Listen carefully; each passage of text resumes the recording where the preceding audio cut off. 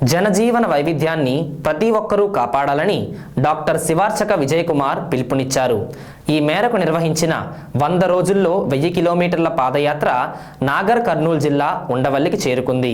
విజయ్ కుమార్ మాట్లాడుతూ పిల్లలకు చిన్ననాటి నుంచే సంస్కృతి సాంప్రదాయాలను తల్లిదండ్రులు పెద్దలు అలవాటు చేయాలన్నారు. విద్యార్థుల క్రమశిక్షణకు పాఠశాలల్లో ఉపాధ్యాయులు నిరంతరం కృషి చేస్తున్నారని, వారితో పాటు ప్రతి ఒక్కరూ ఆ దిశగా అడుగు వేయాలన్నారు. మంచి ప్రకృతిని, అలవాట్లను, సంస్కృతిని, పౌష్టికాహారాన్ని భావి తరాలకు అందజేయాలని కోరారు.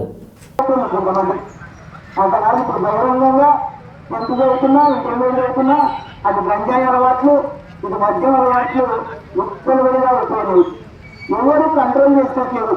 ముఖ్యంగా ఉపాధ్యాయులు పాఠశాలల్లో ఎంత కష్టపడుతున్నా, మరి ఎన్ని మంచి మాటలు చెప్తున్నా, ఎంత క్రమశిక్షణగా ఉండమని అంటున్నా, మరి ఇంటి దగ్గర తల్లిదండ్రులు కూడా ఆ బాధ్యత తీసుకోవాలి. అట్లాగే ఊరిలో ఉన్నటువంటి ప్రజలు, పెద్దవాళ్ళు ఆ బాధ్యత తీసుకోవాలి. రిటైర్ అయిన ఆ బాధ్యత తీసుకోవాలి. ప్రజాప్రతినిధులు ఆ బాధ్యత తీసుకోవాలి. ఎక్కడికక్కడ ఏ ఊరికి ఆ ఊరు, ఏ ప్రాంతానికి ఆ ప్రాంతమే చైతన్యం కావాలి. ఎందుకంటే ఈ గ్రామంలో ఉన్నటువంటి పిల్లలే రేపు ఈ గ్రామంలో పెద్దలవుతారు. అంటే ఆ పిల్లలు ఏ అలవాట్లు ఉంటాయి, ఎట్లా పెద్దగవుతాము. మన అందరం పెద్దవాళ్ళం అందరం కూడా ఏం ఆలోచన చేస్తున్నాం అంటే, మనకున్న టైం అంతా డబ్బులు సంపాదించలేకనే చూస్తున్నాం. పొద్దున్నేసి కష్టపడుతున్నాం, కాదనడం లేదు. కానీ ఆ కష్టం వల్ల డబ్బు సంపాదించలేకనే టాస పెట్టాం, పోటీ పడతాం. వాళ్ళకంటే మనకంటే ఒంగోరు కంటే ఒంగోరు ఎక్కువ డబ్బులు సంపాదించాలి, మంచి బిల్డింగ్లు కట్టాలి, కావలిస్తే పొలాలు కొనుక్కోవాలి, ఇంకా ఏదైనా బిజినెస్ చేయాలి. అంటే పొద్దున్నేసి మన పని అంటే అట్లాగే బాబాసాహెబ్ అంబేద్కర్ ఉన్నారు, వారి బాటలో నడవాలి.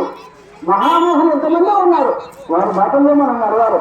ఎంత కష్టపడి స్వాతంత్రం వచ్చి ఎంతో మంది జైళ్ళకు పోయి ఎన్నో ప్రాణాలు పోగొట్టుకొని ఎన్నో పోలీసు కూటాలకు బలైపోయి ఇంత పెద్ద స్వాతంత్రం వచ్చింది. వాళ్ళు ప్రాణాకరణమన్నారు.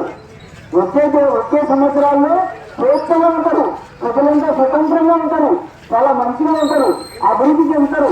ప్రపంచంలోనే మన దేశం అగ్రగామిగా ఎక్కడని కలవదని వాళ్ళు సాగాయని ఇచ్చినారు. అవన్నీ ఎందుకంటే మనం ప్రార్థనతో ఆలోచన చేసి మోసాలు చేసుకుంటూ పోయి అబద్ధాలు చెప్పుకుంటూ పోయి పిల్లల ముందు అన్ని మనం చేస్తే అవన్నీ చూస్తారు. బయట ఉన్నటువంటి సంస్కృతికి అలవాటు పడిపోయి మన చేజారిపోయేటువంటి పరిస్థితులు వచ్చినాయి. కాబట్టి వెనుకటికి ఉన్నటువంటి మళ్ళీ ఆలోచనలు రావాలి, గాంధీ గారి ఆలోచనలు తీసుకుపోవాలని మేము అనుకుంటున్నాం. ముఖ్యంగా ప్రకృతిని కాపాడుకోవాలి. మంచి ఆహారం మనం ఎక్కడ చూసినాం, కల్తీ ఆహారం వచ్చింది. ఏం తినాలన్నా ఏం తినాలన్నా అసలు పండ్లు తినాలంటున్నారు, పండ్లు తింటే రోగాలు అవుతుంది. కూరగాయలు తినాలంటున్నారు, కూరగాయలు మళ్ళీ కనబడుతుంది. పాలల్లో కూడా మనకు విషతుల్యం అయిపోయింది. ఎటువంటి పాలనైనా మనం చూస్తున్నాం. కానీ మనం సొంతంగా మన స్వార్థానికి డబ్బు సంపాదించుకోవాలని చెప్పేసి ఎంతమందిని ఆరోగ్యాన్ని ఖరాబ్ చేస్తాం. మనకు రాని క్యాన్సర్ పేషెంట్లు పెరుగుతా ఉన్నారు. మనం తినే ఆహారం మనకి గాంధీ గారు చెప్పినారు, సాత్విక ఆహారం తినాలి, శాకాహారం తినాలి, పచ్చి కూరగాయలు తినాలి, ఉడకబెట్టినే తినాలి. ఈ బియ్యం కాదు, చల్ల బియ్యం తినని ఆయన పేరు చెప్పిన అనమాట, మురిగియం తినాలి. కాబట్టి ఈ పిల్లలకు అనేది ఆలోచనలు మేము పాఠశాలల్లో కళాశాలల్లో పిల్లలకు అక్కడక్కడ తిరిగి చెప్పాలనుకుంటున్నాము, చెప్తాం. కానీ వాళ్ళతో పాటు మీకు కూడా చెప్పాలని మేము అనుకున్నాం.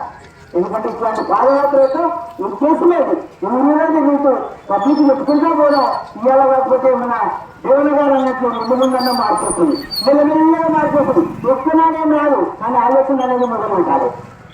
కాబట్టి ఏ ఊరికి ఆ ఊరికి వచ్చేసి పెద్దవాళ్ళ కొంచెం ఆలోచించి పిల్లల కొరకు బతకాలి. మనం అంటాం పిల్లల కొరకు ఏం తక్కువ చేసినా నేను బతకడం కాదు. పిల్లలకు టైం ఇవ్వాలి, పిల్లల దగ్గర కూర్చోవాలి. ఇవాళ మనం పిల్లల దగ్గర కూర్చోపోతే రేపు వాళ్ళు మన దగ్గర కూర్చోరు. మన తల్లిదండ్రులను ముసలి తల్లిదండ్రులను కూడా గౌరవించాలి.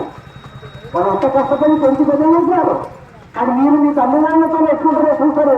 కాబట్టి మన పిల్లలు మనతో ఎట్లుంటారు, ఎవరితో ఎట్లా ఉంటారు, ఎట్లా వ్యవహరిస్తున్నారు, ఈ కొంచెం పునరాలోచన కాపాడుకోవాలా. మంచి గాలిని, మంచి నీరును కదా, మంచి ఆహారాన్ని పిల్లలకు అందజేయాలా. లేకపోతే రోగగ్రస్తులు అవుతారు, బలహీనం అవుతారు. ఇప్పుడు మేము చాలా చూస్తున్నాం, డాక్టర్ల దగ్గర మాట్లాడుతుంటే చాలా మందికి గర్భం దాల్చడం లేనట్టు పిల్లలు పుట్టినటువంటి పరిస్థితులు ఎదురవుతున్నాయి. సహజంగా ఎప్పుడైనా మీకు ఉపయోగం అనేటువంటి శక్తి మరి ఇప్పుడు మహిళలకు తగ్గిపోతా ఉంది. దానికి విషతుల్యమైన ఆహారం కావాలంటున్నాం. మనం ఏమైనా కాట కింద నీళ్ళు